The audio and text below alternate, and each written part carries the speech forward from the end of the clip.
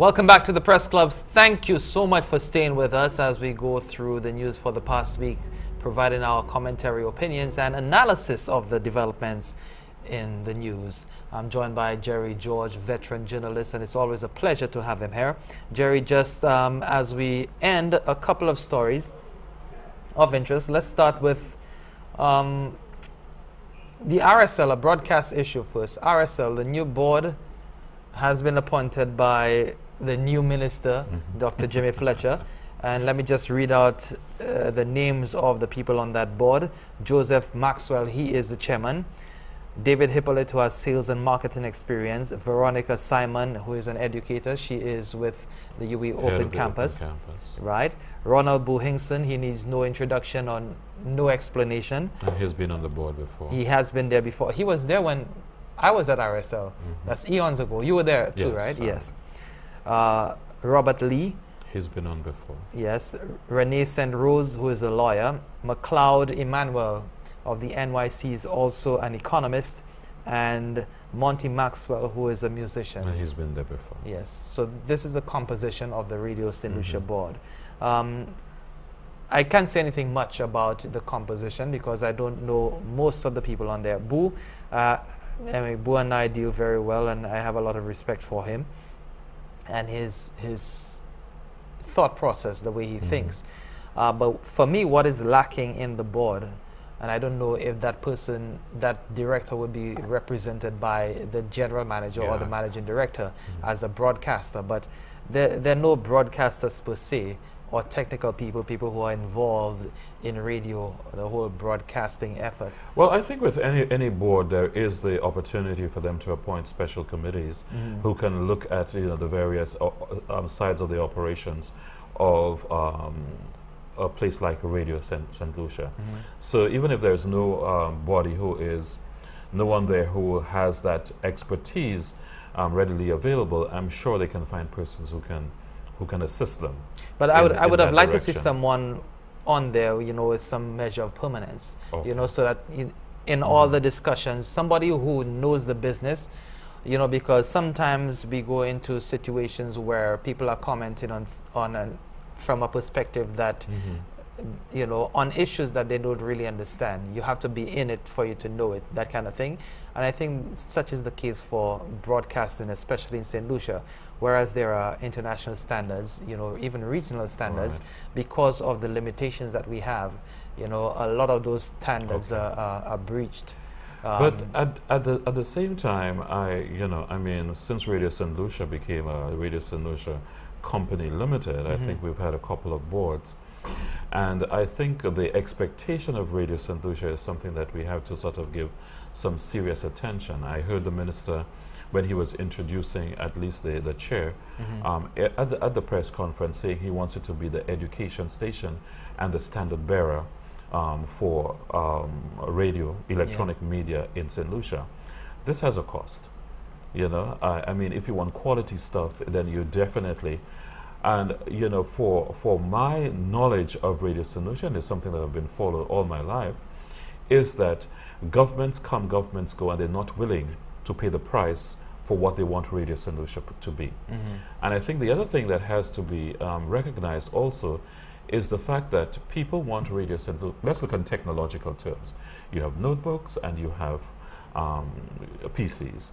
You have Macs and you have others. And one of the things you have to realize is that we're trying to either get a hybrid for Radio St. Lucia, doing public service broadcasting alongside commercial, and that is never the twain shall meet, as they say.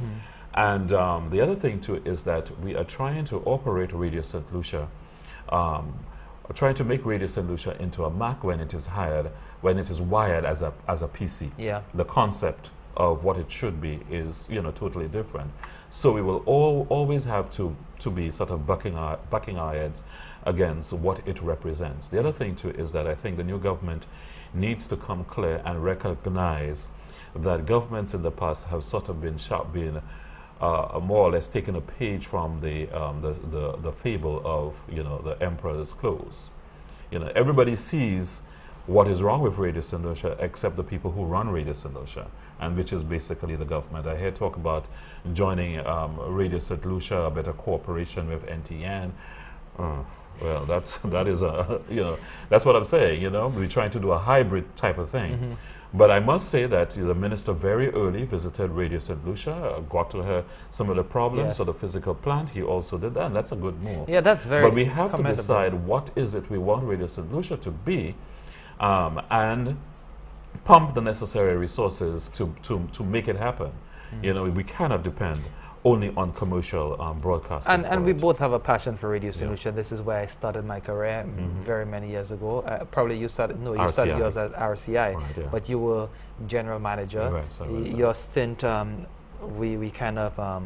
we crossed paths. We crossed paths at Radio St. Lucia because you were general manager while I was a junior reporter, and got promoted to reporter then, I remember. So, you know, I mean, we have a vested interest, not monetarily, but this is where we were, this is what we did and stuff. And I mean, I will always regard Radio St. Lucia very, very highly. And I think even you know, even though Radio St. Lucia has gone on a path that perhaps not everybody's pleased about, I think the majority of St. Lucians still see it as what we call the nation station. You know. And lots of good people have come out of Radio St. Lucia, gone on to do great things, and it can be the standard bearer, but of course it cannot be, you know, in a hybrid kind of form, and it cannot be in a situation where, as I said, it is all about the emperor's clothes. You know, it has to. Hey, somebody has to say the reality of the situation is that you cannot be commercial while you try to be public broadcasting. Wherever that has been tried, it has been at great pain and expense to people, listeners, to management, and to the, you know, the plant that is of the station. So we need to make a very strong statement about that. Very good points there, Jerry. And you would know, you would have intimate knowledge because of your position, being a former general manager in that company. Final story. I see you smiling already. Congratulations are in order. Well, congratulations in order to all the executive members who have gained positions as the executive of the new the Media Association of St. Lucia, which now replaces the dead and gone St. Lucia Media Workers Association. It has been a very exciting process since August last year, and leading up to lots of meetings as well as to a lot of you know, discussion. And you will recall, Clinton, the discussion we had about, you know, what needed to go into the Constitution. And so, but I think everybody you were rather fiery then, Jerry. Well, and you too, Clinton, if I may say. We also had the president of the Association of Caribbean Media Workers, and which is a good thing, and I think it portends well, because the Association of Caribbean Media Workers has been spreading its wings, you know, for its 10 years of existence. And I know the president of the Caribbean Association very well. I know somebody, he has a vision for the ACM and for media workers in St. Lucia, somebody whose commitment to media in the Caribbean knows no bounds, together with the executive of the ACM. And I think that will be brought to bear on the new association, because there's a lot of work to be done, and I think immediately a lot of people are asking for training and looking at standards and ethics. And I think that hearing this a little earlier on, the president will now need to go back and see what special dispensation needs to be done for St. Lucia that has been out of the ACM family for quite some time. Right. And I just want to extend my appreciation to the media workers who put their confidence in me to be part of the executive. as we have been saying, you know, it's a team effort. We want everybody to be part of it, and notwithstanding the fact that 7 people were elected to the executive committee of the Media Association of St. Lucia, we want every single member of the media to have ownership of that association, that organization, or else we will face the same challenges and we will face the same demise that our last association faced. Well, I will continue to express my disappointment with some of our media workers for not being part of the process. I know not everybody will be, but I do believe that there are some persons who are speaking out of turn, who have not attended any of the meetings and continue to sort of put a dark cloud over the association, even as we stride forward with all sorts of forms of transparency.